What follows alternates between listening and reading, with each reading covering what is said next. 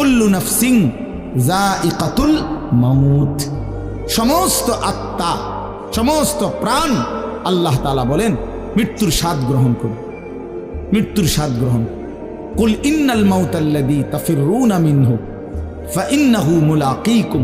আল্লাহ তাআলা বলেন, হে নবী আপনি বলে দেন, ও দুনিয়াবাসী, মৃত্যু থেকে তোমরা যেখানেই পলায়ন করো না কেন, মৃত্যু তোমাদের সাথে সেখানে গিয়েই নিজেই মোলাকাত করুন, সাক্ষাৎ করুন। তুমি ডাকতে হবে না, মৃত্যু নিজেই আসে, মৃত্যু নিজেই আসে। আইনামা তাকুনু ইউদরিকুমুল মাউতু ওয়ালাউ কুনতুম ফি বুরুজিম মুশাইয়াদা।